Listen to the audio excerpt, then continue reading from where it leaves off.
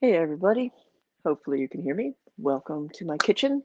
Today is another Kyphi day. Kyphi is an ancient style of incense, also known as kapet and kupar, and you normally watch me making a version of it that is crafted over 10 to 15 days and then slowly boiled down and then cured for 3 to 6 months. It is a long, laborious process, and the recipe and description of how to make it is taken from the walls of the laboratory room of the Temple of Edfu in Egypt from about the Ptolemaic period, which means that we're working in that case with a recipe that is over 2,000 years old. There are actually multiple different recipes that have come down to us from the ancient world about this particular incense, which was also used as a breath freshener, as a clothes freshener, and also as a medicine. And that's important to today's recipe, which is taken from the Ebers Papyrus, which is a medical text that has also survived. Now, the thing about that one is it gives us what goes into it, but it doesn't necessarily give us the proportions of what goes into it. But working off of what we know in terms of proportions from the Edfu texts, we can reasonably guesstimate what all went into here. And so this one it does not have quite the same like base of fruit and honey, and it's not made over the same amount of time. This one mainly relies on melting resins in honey and then letting that get boiled down and letting the resins and a few other ingredients be like the main part of it. This particular one was used both as an incense, but also as like little honey candies that you would eat. Uh, we're not going to do that. These are not necessarily poisonous ingredients, but they're not necessarily also things that I'm going to want to eat. Myrrh, frankincense, gum mastic, all of which are chewable, all of which are edible, some of which actually are used widely in things. You'll find myrrh in a lot of toothpastes, for example. Gum mastic, a little bit less so. You find it especially in Greece, in a liqueur, in a couple of very specific desserts.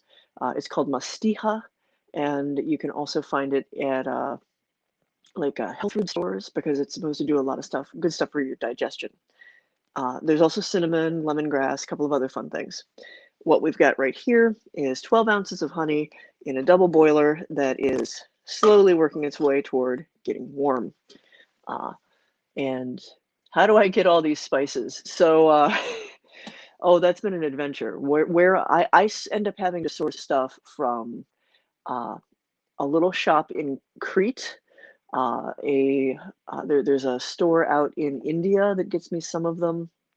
I pretty much have to go overseas for almost all of them because most of these are things that are native to the Mediterranean, the Middle East. A few of them are still used as medicines in like traditional Chinese medicine, so you can get a hold of them that way. But they're not easy to come by. I mean, frankincense is probably the easiest. Frankincense and myrrh, those are widely sourced, widely imported. They're still not things that they really grow here in the United States where I live. Cinnamon, lemongrass, cyperus root, which was a real puzzle at first because it's like this little hard, stone hard rhizome of a particular type of grass, sedge grass. It's called nut sedge, and the Latin name is Cyperus rotundus. We don't use it or cultivate it out here in the Americas, but it does still have some applications in Ayurvedic medicine. So again, like I can get stuff from over in India and whatnot. It's usually a fairly slow process now, especially with the pandemic on. And in several cases, like some of these things can't be acquired right now. So I'm working on my old stores and what I've got, what I collected in 2019 and the early part of 2020, and get to kind of play with the different mixes of ingredients. Uh, I gotta get kind of close to folks. Hello to Florida, San Francisco, and everywhere else. The question is, can we use this as a topical medicine? It ends up sticky enough, like it's going to be like these hard, sticky balls. I am working on a topical version of Kyphi that is based in a beeswax and cocoa butter base, so that it is something that is applicable to the skin, that you can wear it as a perfume that you can anoint your ritual tools with. This particular incense was it was used in the ancient temples. It was burned in the evening. It was both a sacrament and something that was intended magically to open the gates of dream and inspire this sort of like visionary state, and to invite the spirits and the gods to commune. So there's a lot of rich history tied up with this, and belief and practices. And my initial kind of journey on making this stuff was how to recreate this scent from the ancient world. Like I'd read about it, and it had become this sort of like mythic, unattainable thing, because some of the things are honestly like, in several instances, ingredients are highly debated because either the specific variety that they come from is now extinct, or we're not 100% sure what they actually meant. A really good example is in one of the translations of the Ebers Papyrus, one of the ingredients, which is widely accepted as meaning pine nuts.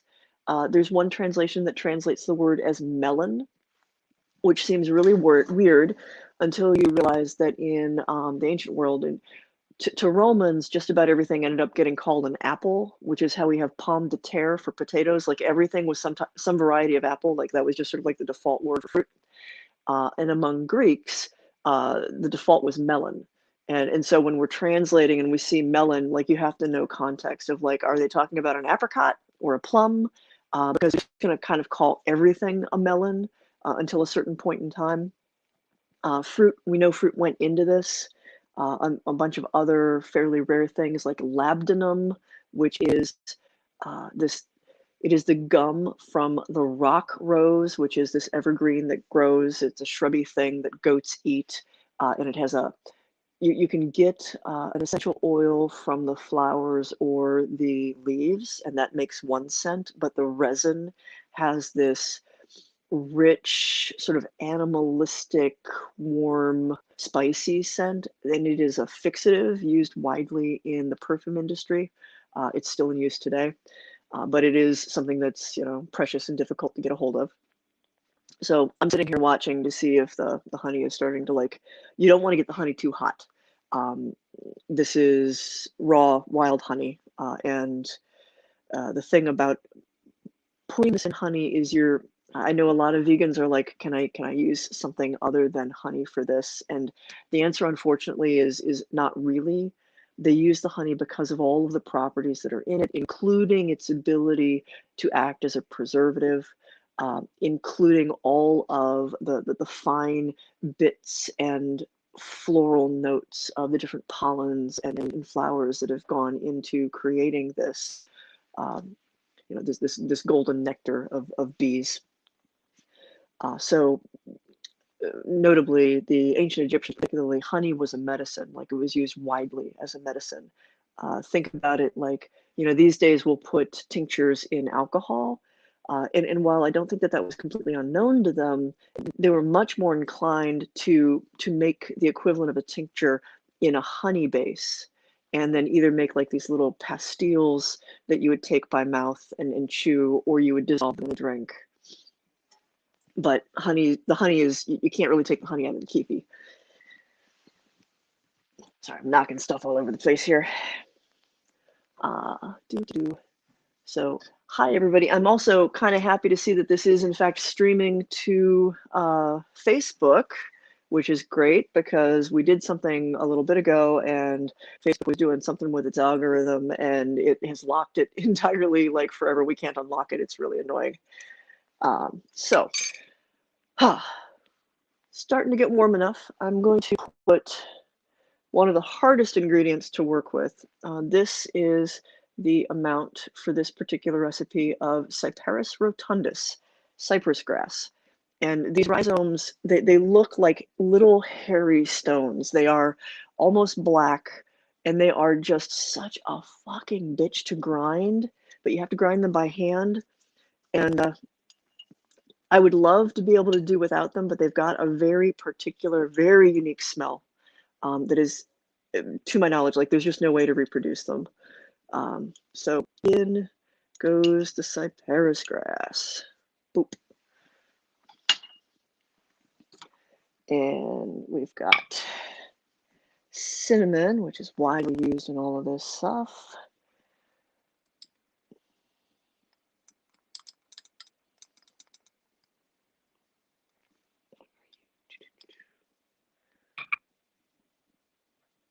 Okay.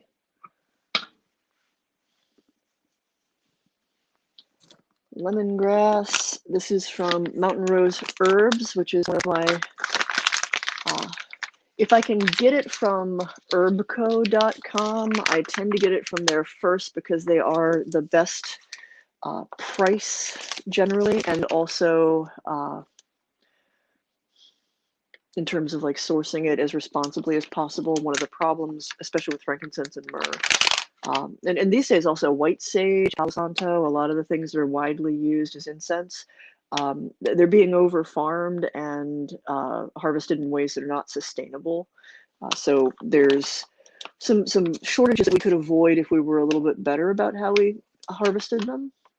And if we were a little bit better, we would have it last longer and not run out of it, and that would be great. So I try to source from companies that, even though it might be a little bit more expensive, they are doing the right thing with what they're sourcing. So lemongrass,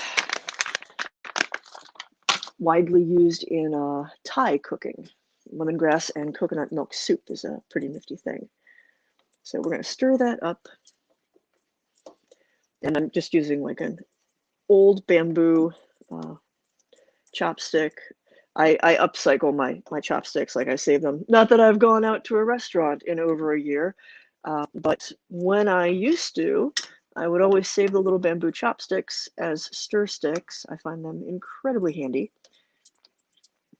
especially for things like this where you don't necessarily want to have plastic or anything weird touching it because it can affect the scent. In here, I have already ground up my frankincense, 1 ounce, my myrrh, 1 ounce, and the gum mastic. And it's sticking in here a little bit because apparently it got damp in here.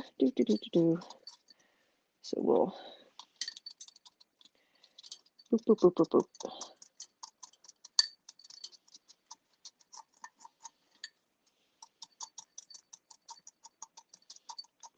I ground all of this up ahead of time simply because it's kind of time consuming to grind. And while I've done live streams where you get to see me sit with a molcajete on my lap and just pound on stuff, I think it gets pretty boring after a while. Okay, so that was frankincense, myrrh, gum mastic. And we have added the cinnamon, we have added the lemongrass, and the cyperus root.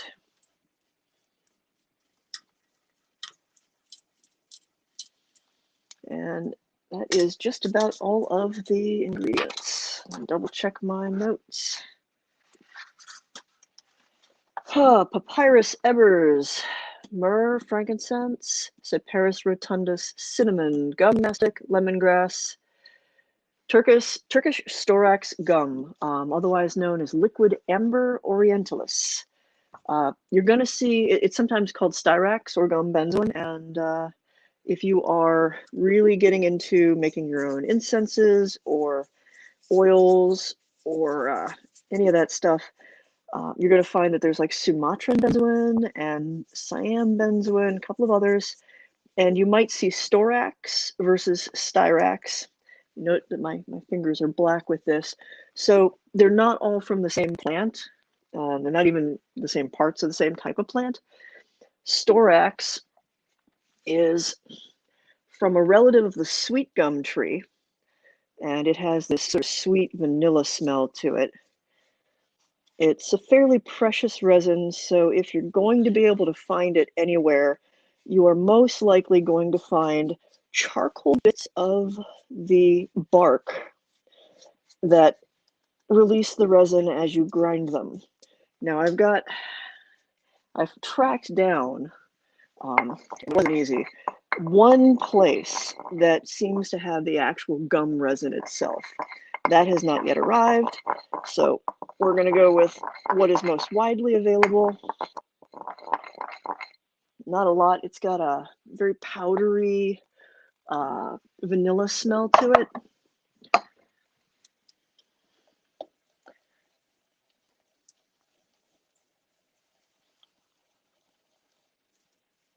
And then you're all going to keep me company as I sit here and stir this until such time as the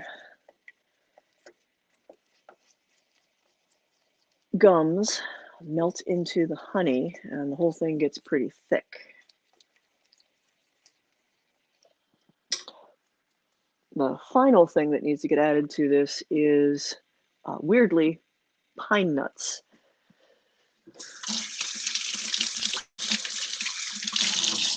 Now, I have spent some time like really scratching my head over the pine nuts, wondering whether or not that is a mistranslation, something somebody fucked up. But there's a lot of like meaning behind this particular type of pine, Pinus pinea. I'm probably mispronouncing that scientific name for it. It was associated with immortality as an evergreen that grew throughout the Mediterranean. And it adds a certain amount of mass to this, especially if we're going to be using it as an incense.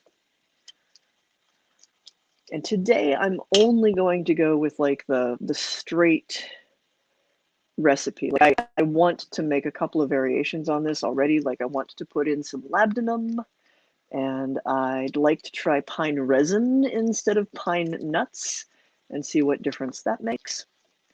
But for now, we're going to go as word for word as we can. Let me get the pine nuts. They're over here.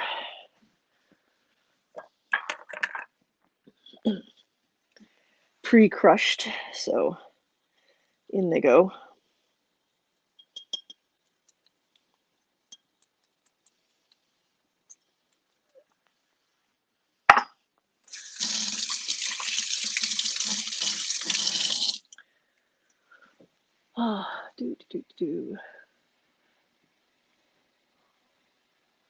Potion teacher at Hogwarts. Yeah, no, I'm totally keen with that. Just don't make me the Defense Against Dark Arts professor, because I'm pretty sure that that is a job that has a high turnaround for a reason.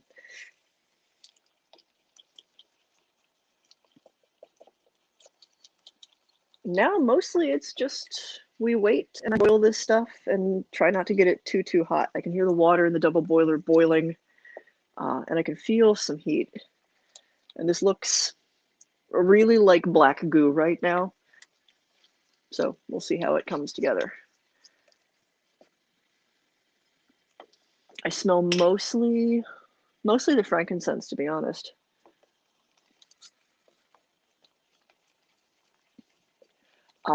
For the record, now I have made Kyphi based off of the recipe that appears on the Edfu temple. I've been making that since 2019. I've made multiple batches, and you can pop over to my website and pick some of that up. It's not cheap, like just like the people hours alone that go into the grinding and the boiling and the curing and then the like hand rolling and dusting it all. Like it is a very time intensive and resource intensive stuff, but you will find silver mirror and phoenix and lunar eclipse, each of which were made as sort of like a long process, also as a spell, like tuning it to, in the case of silver mirror, to assist with visions and psychic stuff, and Phoenix to assist with rising from the ashes and being reborn after a difficult time, and Lunar Eclipse, which is for protection during the dark hours. And you can pop in over to michellebelanger.com, my website, and find that to purchase if you are interested. Or if you can't purchase it right now because money's tight because we are in a pandemic, if you go over to the website, you can find the recipes, you can find the process that went into it, like you can read up on it and sort of see like this journey that I've been on with this uh, curious ancient incense and all of the scents and ingredients that go along with it. Some of the history, some of my intent, but full disclosure, for the Ebers Papyrus version, I haven't made. So this is going to be a new experiment. Does it work? Does it smell the same? Who knows? We'll find out. I'm already skeptical about the pine nuts, to be honest with you, like more than usual.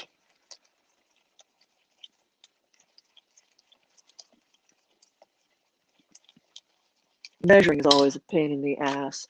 Like it's in you're translating from like I think drachms, like a couple of ancient measurements, and you're trying to get that into like grams or ounces, and then you're trying to like figure out how do you turn that into like a kitchen measurement. I've got scales.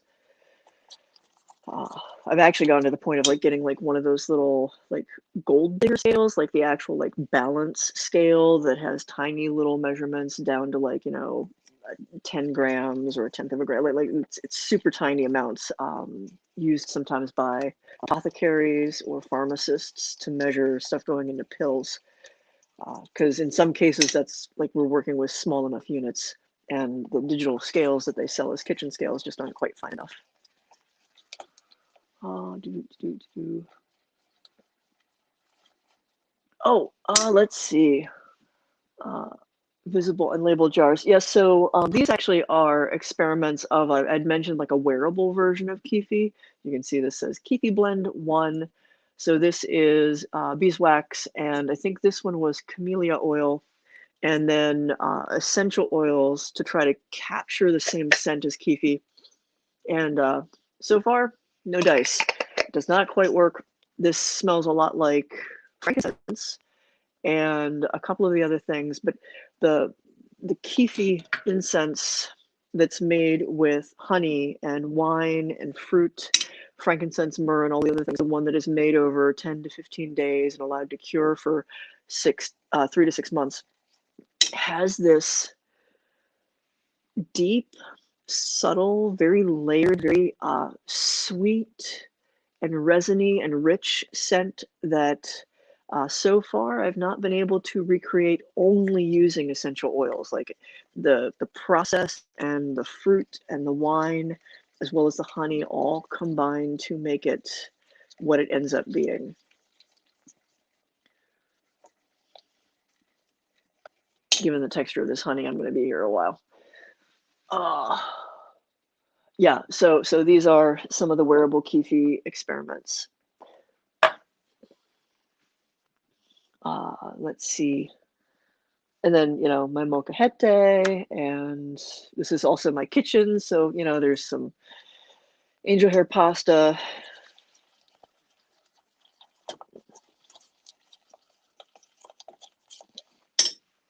And currently my big book of recipes and experiments that was, this was inherited from Maria's mom. It's got like the first couple of pages are all her writing and her very, very neat handwriting. But like, what's the, I like what it says here. What makes life worth living when all other hope is lost? Living joyfully with what is, moving from the depths of despair into joy. Full disclosure, this is a journal that she started to kind of carry her through her process of chemo because she was diagnosed with multiple myeloma, which is a pretty devastating cancer. She is no longer with us.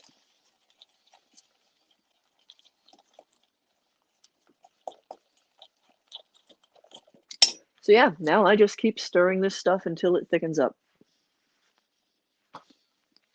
Let's see what people have to say. What is my favorite meal? what I eat and how I eat has had to change pretty significantly in the past couple of years because of an unexpected gallbladder issue. Now, the gallbladder itself has been removed, but I no longer get to indulge in nearly as much cheese as I used to like.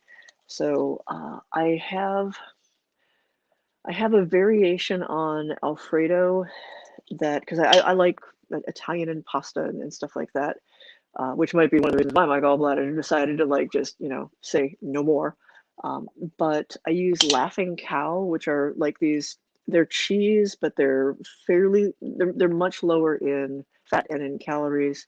And I use just like 2 little wedges of that, and I put that in a chicken broth. And I have a particular blend of herbs that involves, let's see, white pepper, black pepper, rosemary, thyme, oregano, garlic, onion, um, citrus, lemon peel, a couple of other things, and all of that goes in to spice it up. And then I thicken it up a little bit and put it over pasta. I usually put in like a double handful of chopped spinach, like fresh baby spinach, and some chicken if I have it on hand. And that is a tasty throwback to fettuccine Alfredo, which, the actual fettuccine Alfredo I can no longer have. Also, it's low salt. I've been raised on a low salt diet since I was itty bitty, partly because of the heart surgeries I had as a little kid.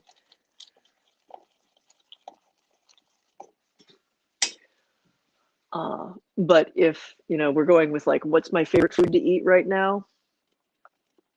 Chocolate covered pretzel thins, the ones with the dark chocolate that you get from Trader Joe's. Like, those have gotten me through the pandemic. And they're surprisingly virtuous for something that is covered in chocolate.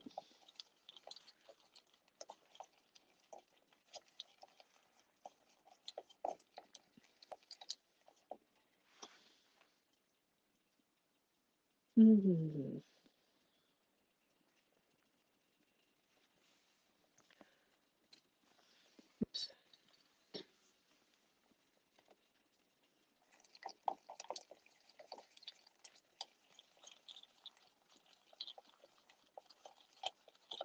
Yeah, this looks like black chunky soup right now.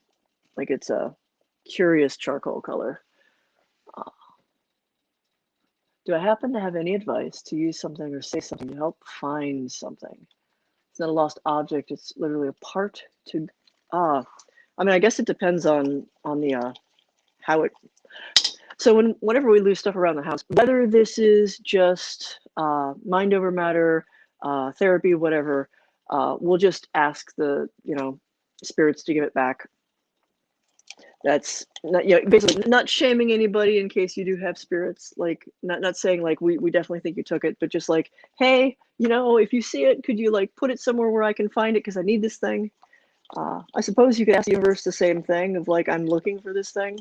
Full disclosure, that doesn't work all the time. There's a ring that a friend lost in this house, and it might as well have dropped into a pocket dimension because it is gone. Like, we have looked every possible way and where. One friend decided to like go over the backyard with a metal detector, and it just, who knows. But it never hurts to ask and say, hey, could you put this somewhere where I could find it? That would be greatly appreciated. I need it.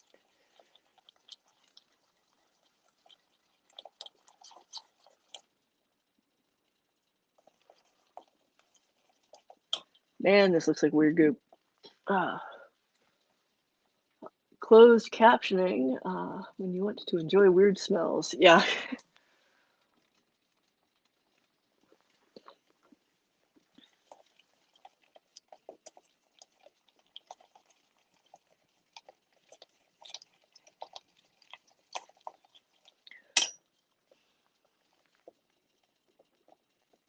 So for anybody who's joining fresh to the feed, I am making an ancient incense that was also used as a medicine called Kyphi or Kapet.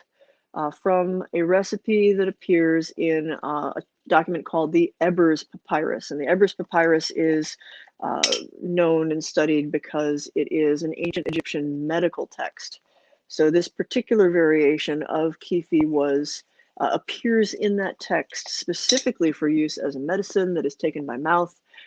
It's cooked in a base of honey. So basically, if it's made right, like you're going to end up with like these little like kind of chewy honey candies. But we are not making them to eat. We are making them as incense and as like little strongly scented things that you would put in like a wardrobe or a little jewelry box to permeate with the scent of uh, frankincense, myrrh, gum mastic, and a couple of other richly scented things.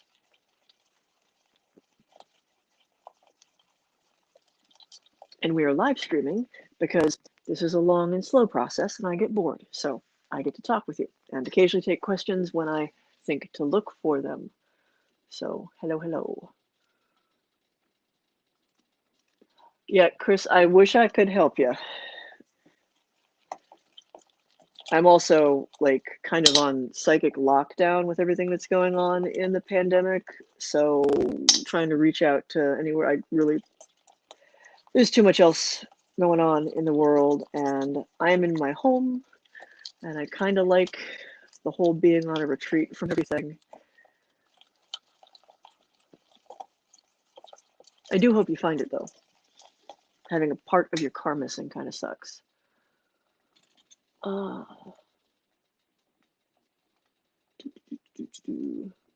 Ever have flashes of old Egypt while cooking? I can neither confirm nor deny any personal connections I might have to any of that stuff. But I do have a fascination with that part of the ancient world and just sort of the ancient Mediterranean in general.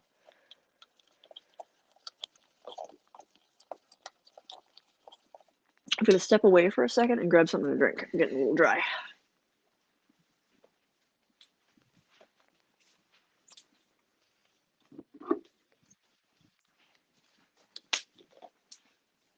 I'm back. I did not have far to go.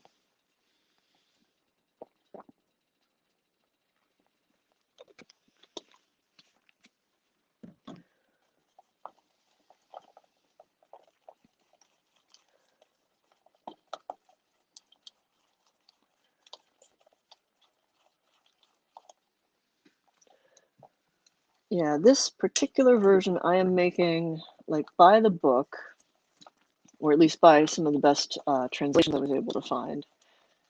Having made Kyphi since 2019, I'm kind of already kind of thinking about like how would I do this differently? What would I add?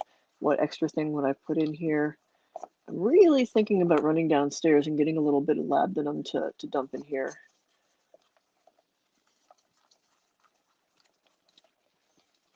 It just feels like it's missing something.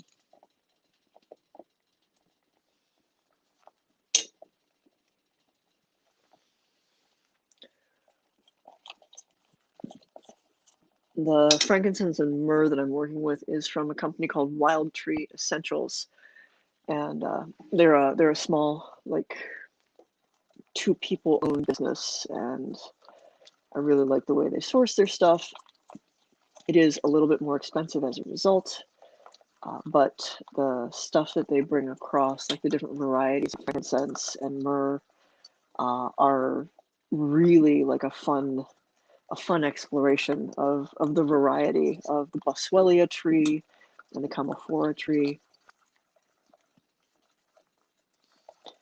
For those who don't know, frankincense, myrrh, gum mastic, all of these are saps that come from trees, some evergreens, some not. Gum mastic actually comes from a tree that is related to the same tree that we get pistachio nuts from.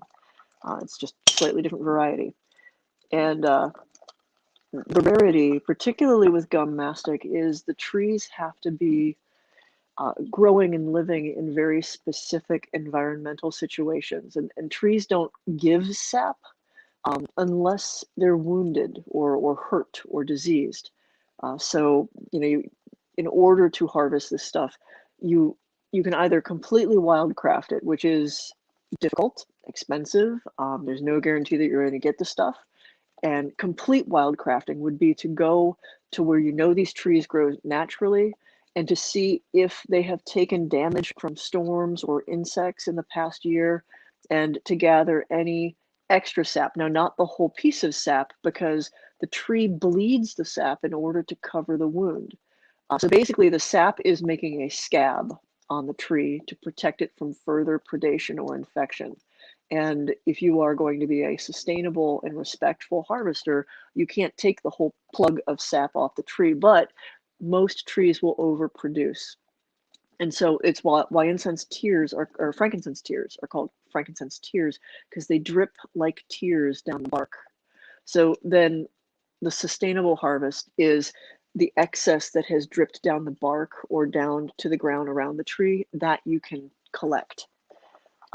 But if you put together like how difficult finding the tree is, like actually going out into the wild, finding the tree, the luck of finding a tree that was hurt in just the right way, and the luck of finding a tree that produced more than it needed, that's still there, that you can then collect, would give you a pretty good idea of how expensive most of these things end up being. Now, of course, we are in a time when we are impatient beings, and not all folks will harvest in a sustainable fashion. So they will go and grow the trees and slash them and cut them up and down the trunk in order to force them to produce as much of this resin as possible. And I will leave it to you whether or not you have a moral or ethical issue with that and how you feel about it. I, whenever possible, go with the wildcrafted versions simply because, I mean, this stuff is precious because it's coming from the tree's pain and trauma.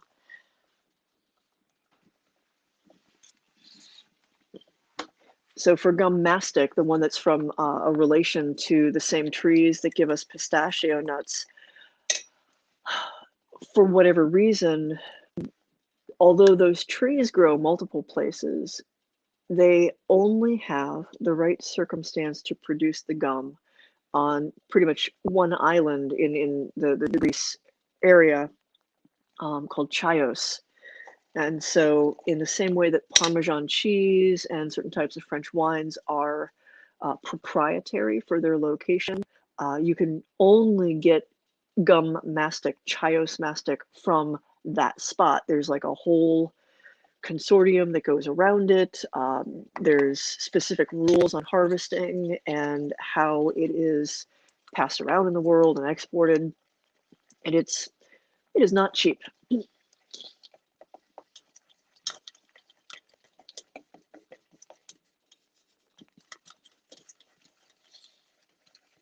Starting to thicken up.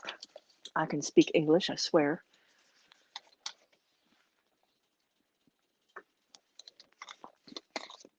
I still really want to put some labdanum in here. Hun, could I ask a favor, because I don't want to walk away from this? If you go downstairs into the apothecary nook and you are facing where there are the two upper cabinets, the cabinet on the left, I think it's the first shelf, it might be the second shelf, there are two unwrapped pucks of labdanum that I haven't packed away yet, and I want to get a hunk of it and stick it in here. Okie doke. I only need one of them because I'm gonna carve off like a, I don't know, a marble-sized chunk of it. I think that'll be enough for this small batch.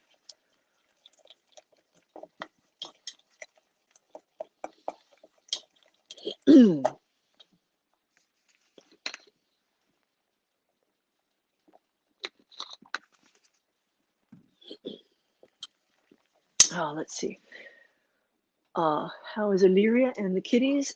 Cats are doing good. Everybody's, hanging around, being, I won't say being lazy, being cozy. It's really cold here right now. Not much to do outside. And so, the cats have their little corners that they each curl up in. we've got three cats here, Bliss, Remy, and Ozzy. And the funny thing is like I've had cats before, and they are all three of these cats are like the cat version of introverts, which I mean, cats are kind of introverts to begin with, but like these three kind of, I mean, they get along with one another. They don't like, they're not hissing and fighting all the time, but they don't cuddle with each other. Occasionally, Remy and Ozzy play, but they're not the most sociable with one another. So they each kind of stake out their own little corners of the world being my house. And Illyria has mostly been enjoying reading books. They have finished the Expanse series, which I picked up for their birthday. And what are you reading now? I just finished Cassandra Kaw's Last Supper Before Ragnarok. The writing is luminous. I do. I love what Cass does with words. It's so good. And it's almost like it makes me feel, I don't know, like both amazed and a little like, I don't know. I don't have words for it, but like knowing that English is not like even her second language, like just what she does with the English language is fantastic. Oh God. There's like a paring knife in there, one of your Cutco ones. I think that will serve me well. Yes, actually, the one that I don't feel too bad about using to cut a chunk of this off.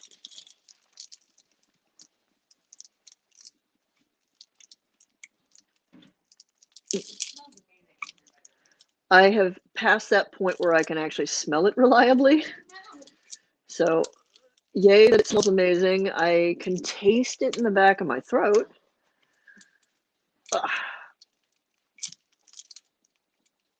Come off.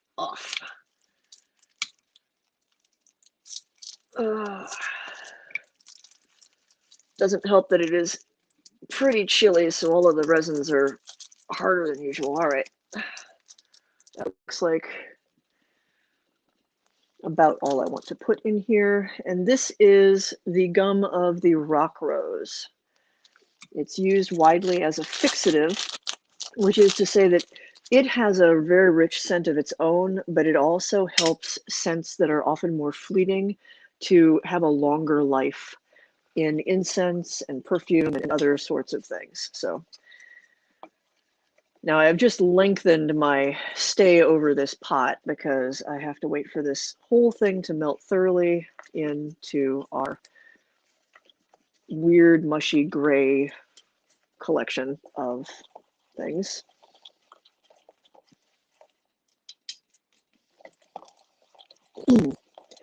If you're curious about Kyphi and ancient perfume and ancient incense, particularly as it pertains to Egypt and the Mediterranean world, there is a book, although it is out of print, you can still find copies of it kicking around for a reasonable price, and it is called Sacred Luxuries by Lise Maniche, Lisemanniche. And if you don't catch that, again, if you go over to my website and you just start going through the Kyphi, the incense section, you'll see references, there'll be links.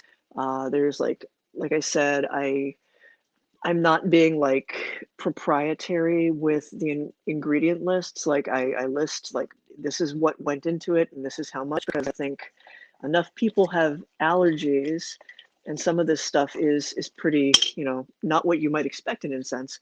I think it's important everybody knows precisely what is in every single batch. In some cases, that's a matter of also learning that, like, for making some of the perfume oils, pink pepper isn't actually pepper, which was new to me. Like I just assumed it was a different type of peppercorn, but pink pepper, which is used in a number of masculine scents, is actually related to cashew trees.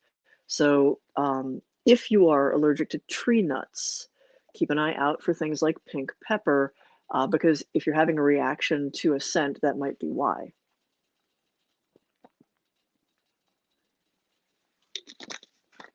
And again, tree nuts, knowing that gum mastic is a cousin to the pistachio tree might be important to know. There's already pine nuts in here. I'm allergic to pine, but I will say that although other versions of Kyphi have pine resin, as well as pine nuts. Generally, I don't get much of a trigger, an allergy response to this, which is nice because I'm over here with my face in it.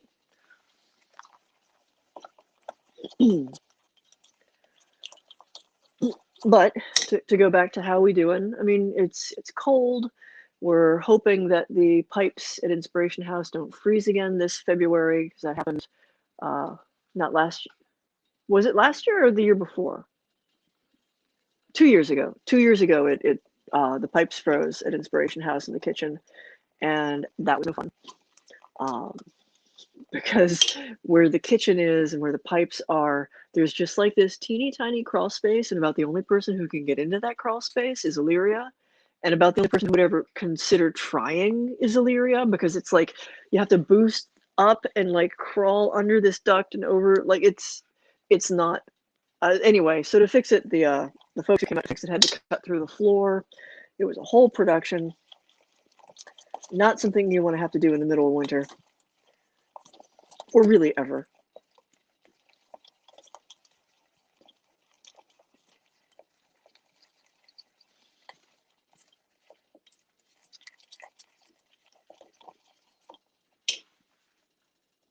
So boiling it down and trying to make sure that the labdanum mixes everywhere.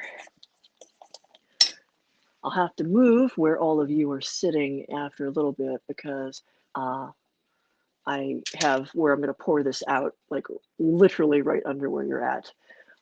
Will I be doing a video showing me creating the small Kyphi, like rolling this?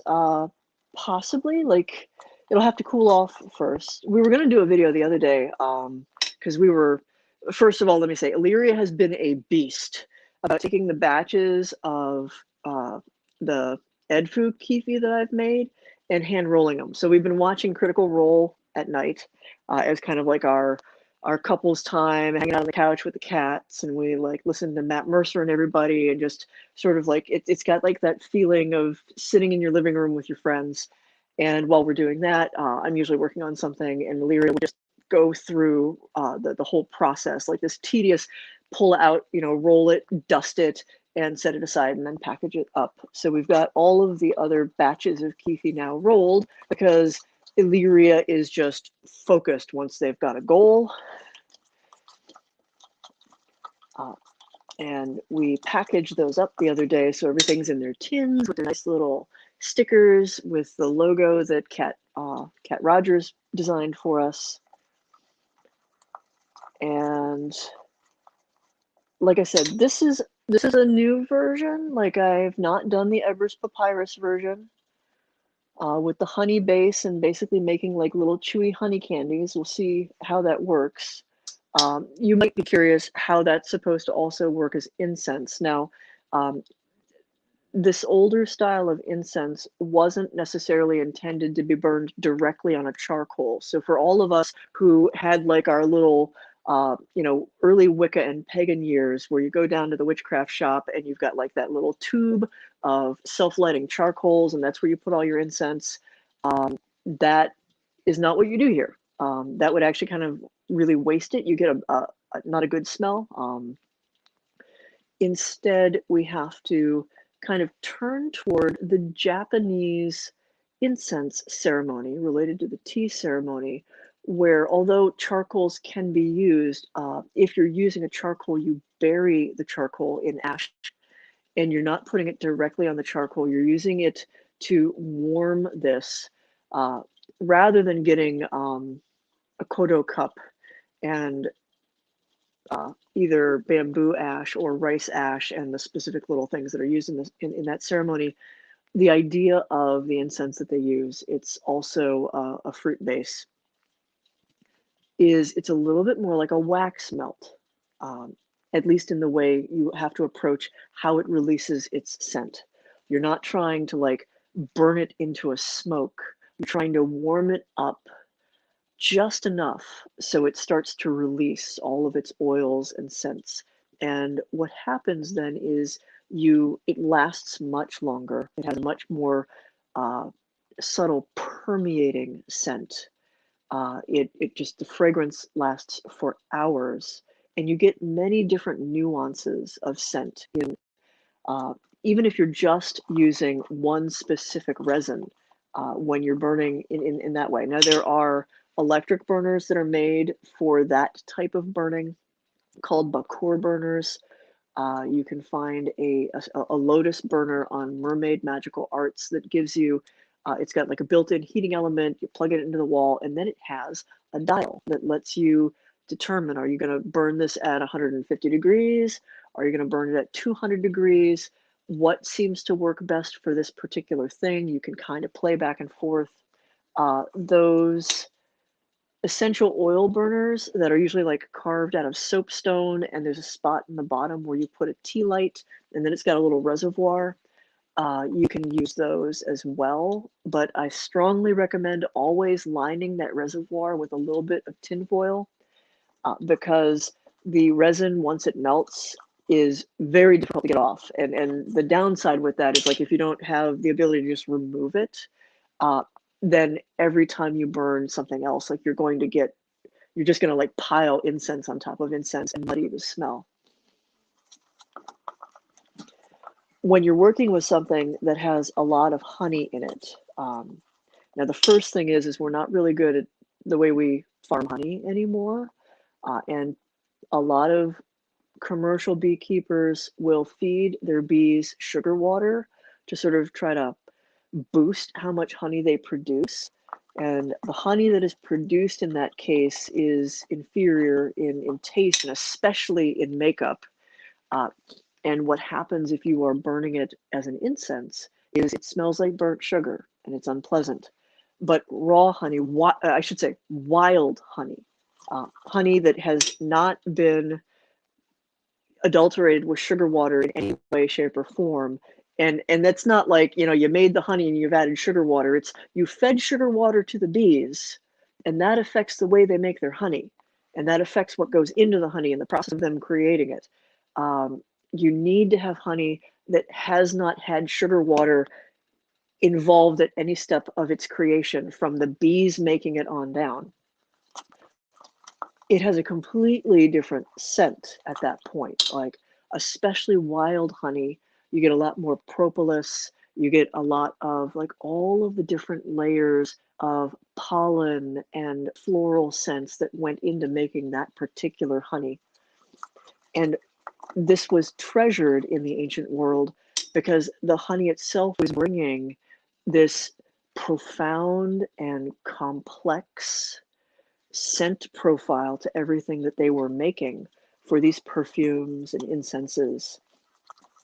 Uh, and of course, the things that are harvested from those plants, if you have the bees feeding off of a plant that is thought to be medicinal or known to be medicinal, the bees are able to take some of the things that are important for us to get the medicine out of the plant. The bees take it and it goes into the honey, and it is there's this kind of alchemy that goes into it. So you are getting good things about lavender if you're eating lavender honey, and if it's eucalyptus honey, you are one step removed from what comes from that plant. But it's fascinating. Like the whole there is a whole rabbit hole to just dive down with beekeeping and the process of honey and how to do that sustainably, and the widespread use of honey as medicine, as a sacred substance in the ancient world.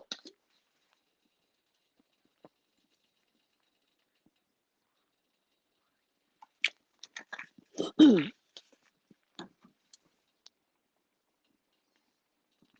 labdanum did it. It smells a lot more like the regular Kyphi now.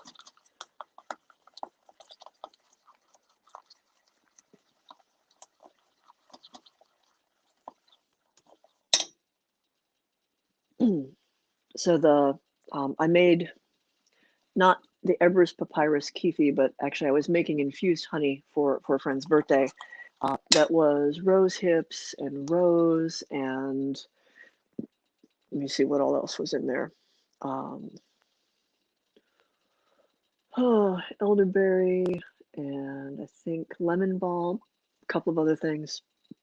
well, I strained it so that he had the honey and all of the stuff that was infused in the honey for things. And then I was left, what was left over was all of this honey infused rose petals and rose hips and elderberries and stuff. And I was just like, this looks a lot like some of the Kyphi mixes I've seen. So I let it cool and I balled it up into like little bits.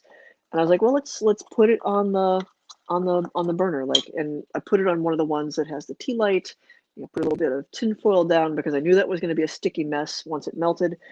And I have to say, that smelled pretty cool. It melted, and the honey scent was the first thing that released, and it was like this warm, rich honey. And then you got like the lemon balm, so like a little bit of the citrus, and then all of the like subtleties of the rose. It had been dog rose, so it wasn't like the most perfume packed rose. It was rose that is more used in a culinary sense. And even so, like the whole kitchen smelled like that from making it and then from trying to burn it as an incense. And I'll be honest, if I hadn't done that, I was aware of the Ebers Papyrus recipe, but I was just hesitant to try it as an incense when it's basically just in a honey base, because I just wasn't sure how that was going to work. But I guess the lesson there is they knew what they were doing. Trust that they had done plenty of experimentation. And while it may not work the way that we are used to things working, and it may not work in the way that we will expect, it's worth trying it their way at least once.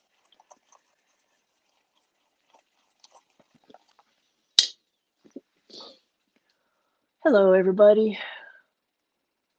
Yeah, the Bakur burners that they've got at Mermaid Magical Arts are gorgeous. I can tell that they are an import from Japan. And the thing is I have searched everywhere for like where maybe they're getting them from. And what I can say is, even though they are expensive, if that's something that appeals to you and it's in your price range, that is the single best one I found. In terms of longevity, in terms of like the control and the heating element, and also just it's fucking gorgeous. Another company that makes a lot of other Bakur burners, some that don't have the temperature control, is Attar Mist, Attar Mist. Bakur burners are used in the Middle Eastern world still for a particular type of incense that is probably a descendant of Kyphi in terms of the way that it's made. So it's still widely in use throughout the Muslim world. And you can find Bakur burners through Attar Mist for as low as like $15. I will put in one warning. I've bought several of their burners from Attar Mist. The very first one I bought, the heating element got like broke fairly quickly, and it's possible that happened because of usage on our end, and I don't know. Every other one I've gotten from them was fine though.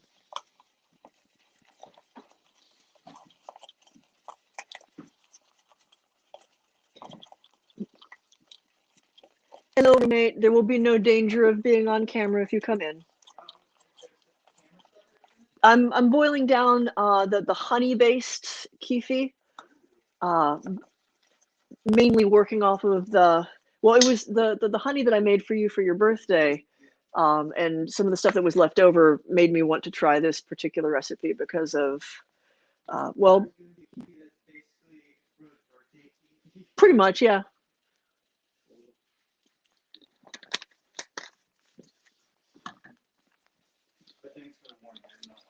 Yep. Oh, I know. You just got off of work. You don't want your face anywhere.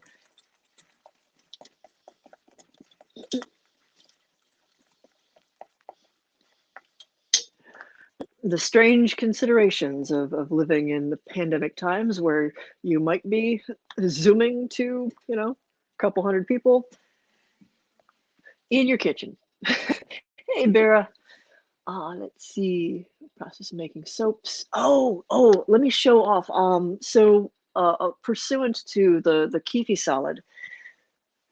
So this base, which is pretty much beeswax and some fat, some oil, cocoa butter, whatever, is pretty much just different proportions gives you wax melts. And several people had asked about wax melts. I will be, perfectly honest. I've never used them because I'm allergic to a lot of. I've got to be very particular about what stuff I work with. I have pretty bad allergies, and especially the synthetic stuff does not agree with me. The fragrance oils, not the essential oils, but the fragrance oils usually have something that is not good. So a lot of wax melts have not been my thing. But the recipe for making the solid, like perfume anointing stuff is identical. It's just a different proportion of beeswax to oil. So I've been experimenting with wax melts too. In fact, there's some up here. Oh, haha. There's a little set of them. Turned out pretty good. This one is with cypress, spruce, juniper, cardamom, and a little bit of basil, and I call it Haunted Forest. It smells like walking through like a misty pine forest. And I'd picked up, just quick, easy little silicone molds for it. And then found this New York cake company that has a whole bunch of fun ones.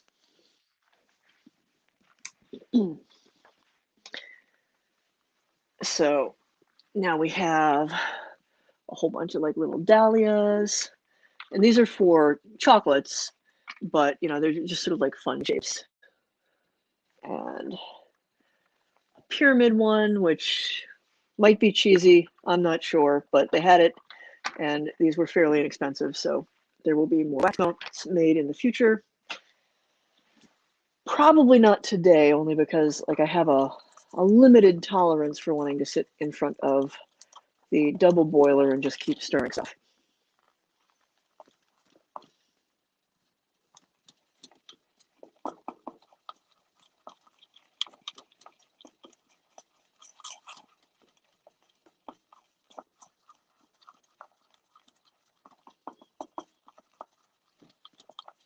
If you are hopping in late, of course, this will get archived on Facebook. I'm also streaming to YouTube, so it'll get, archived up there.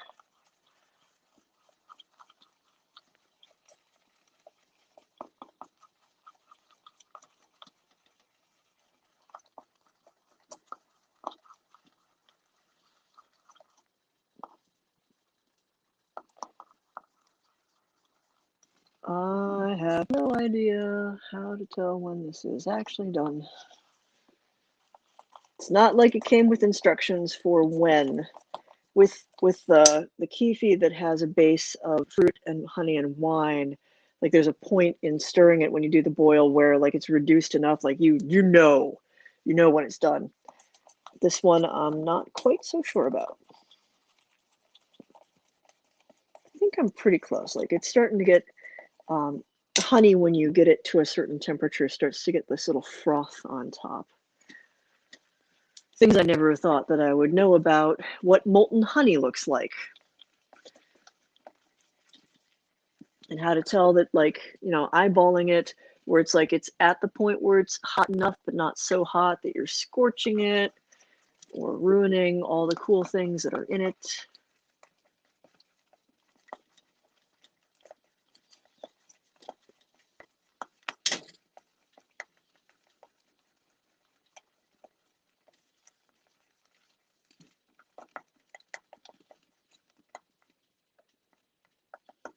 Couple of chunks in here that are not melting. I can feel them with the stick.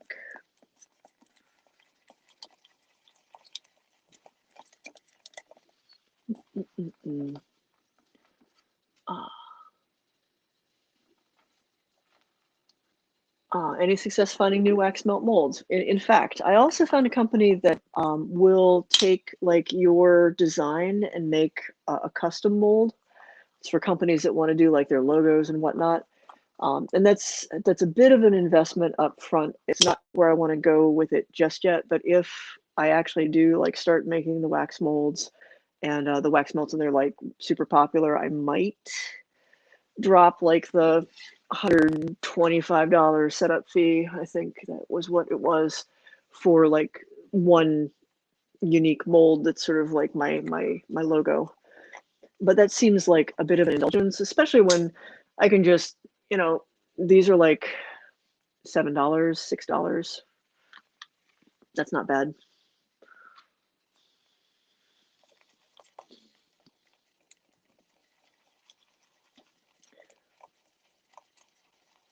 And the company that I bought those from had everything from like little hearts to poop, which I did not pick up, by the way.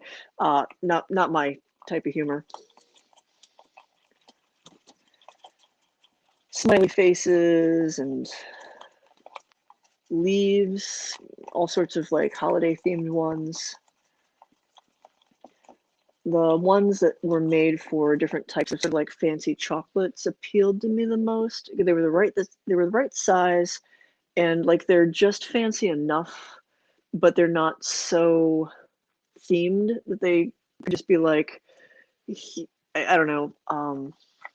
There's a part of me that's like bats and skulls would be fucking cool, and I just don't know that everybody's going to want all of their wax melts to look that goth.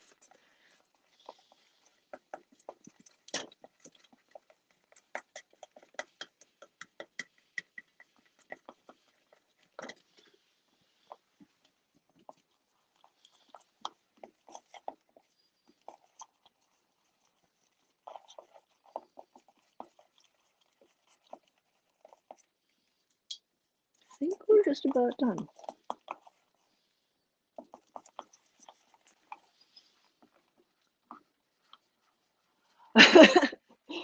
Yeah, the poop mold had to be for like somebody's gag gift. Basically, they had like a whole emoji line, and there is that poop emoji, and you know, whatever. Like I said, not really my sense of humor. Not knocking you if it is your sense of humor. It's just not me.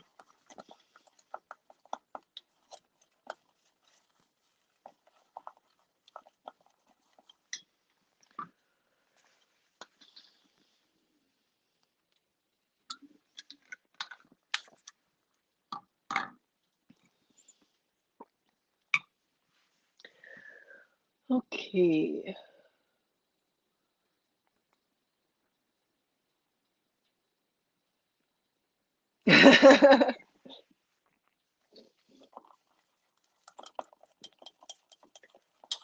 I think I'm gonna preemptively move you all. Oh, what pendant am I wearing? This is my Kyprian Ankh camera. It is an Ankh with a scarab in it. Those two hieroglyphs taken together mean life is change. Okay, we're gonna slowly try to move this setup so we can. There we go. All right, my head's a little cut off, but here, hi, different perspective.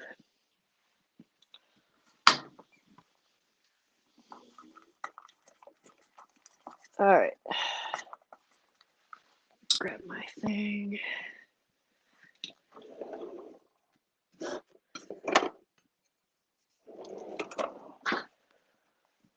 Okie doke.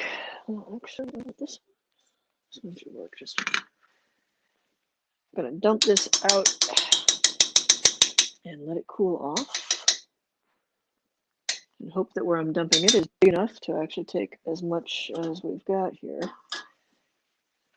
So,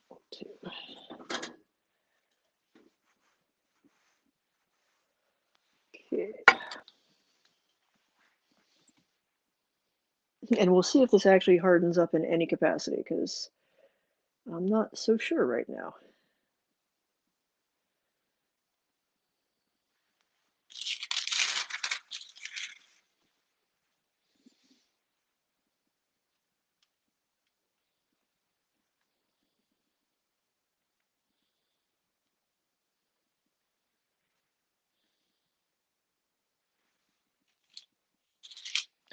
And this probably goes without saying, but this stuff is super hot and molten and has tree sap in it, so it burns a little bit and sticks like napalm. So do not get it on yourself if you do this at home.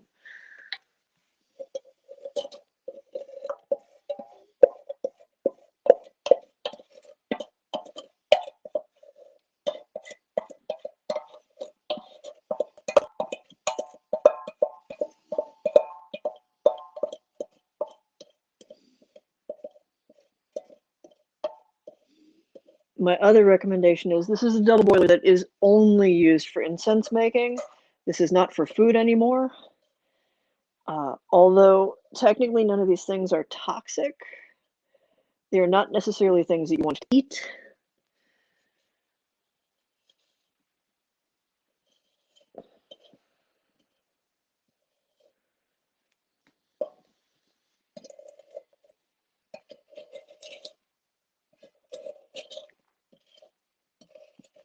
Oh yeah, some of that's never coming out of there. All right, just about.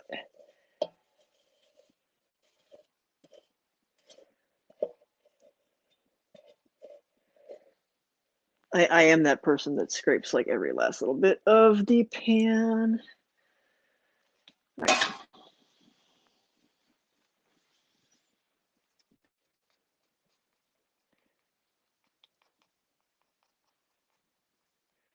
I don't know, camera here. Trying to get the last little bit of it to goop off of the spoon. Looks like brownie batter a little bit.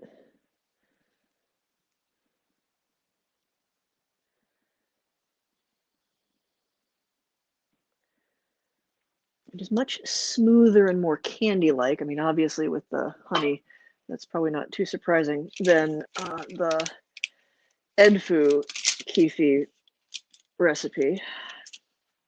Ah, oof, just got it on me. It's never coming off. Okay.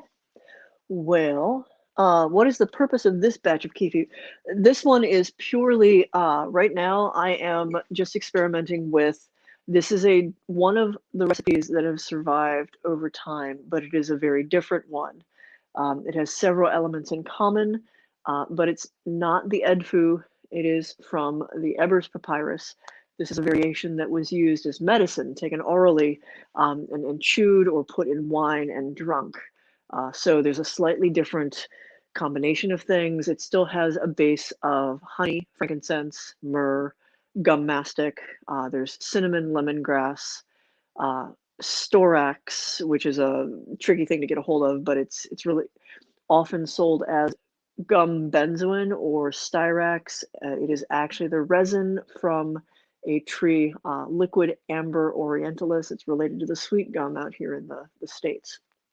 And Cyperus rotundus, those little rhizomes that I hate grinding up, a couple other things. So it doesn't have the raisin base. It's not boiled down in the same way as a result. It's not cured over time quite the same way. This should cure up fairly quickly. And it burns a little quicker. And like I said, this is the first time I've tried this particular recipe. I'd put off doing it, uh, especially because of some of the differences. So this one is just based off of what appears in the Ebers Papyrus, and this is my first experiment of how does this work? What does it smell like when we're done? Not sure, we'll find out. So you get to discover with me. Let's see. Missed the beginning. What's the purpose of, well, okay, so, and what's the purpose of Kyphi overall? It was burned as a temple incense in the ancient world. It was used throughout the ancient Mediterranean. It originated in Egypt.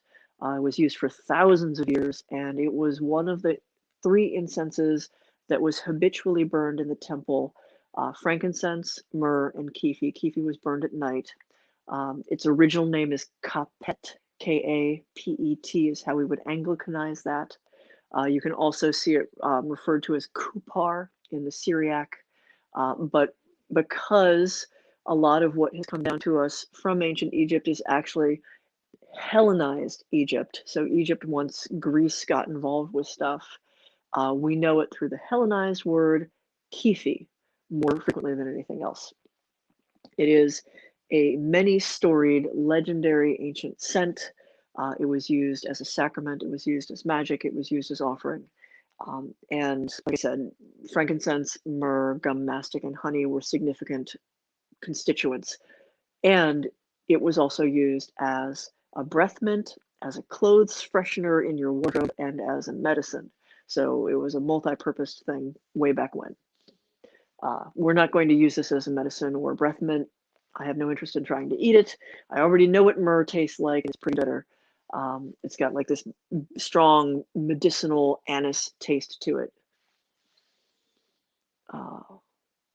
That bats are not pets and I cannot have one. Yeah, bats are adorable. Statler the bat, Mr. Battler, the 33-year-old bat for that one bat rescue that became a superstar because they showed him going on his little walkies. Look up Statler the bat if you didn't get to see it the past couple of days. He is an elderly bat in a bat rescue, and he is long past his flying days. But his keepers will take him on little like assisted flights. So they'll carry him and he's a one-eyed bat. He is old and scarred, and he'll just like fly and flap and be like, oh yes, this is what it was like back in the days. And he flies through the halls with the keeper carrying him, and they swoop him around and they swoop him gently and they take him down to where the fruit is and they let him pick out his fruit, and then they wrap him up because he is a very, very old bat and just adorable. And his name is Statler. So anyway, I'm going to let that cool and let you know how it turns out. I hope everybody's having a good day. Happy Monday, or, Monday. And if you're caught in the polar vortex like we are, stay warm. Make sure your pets are also warm. If they are outside animals, put them somewhere safe. It's too damn cold out there. See y'all.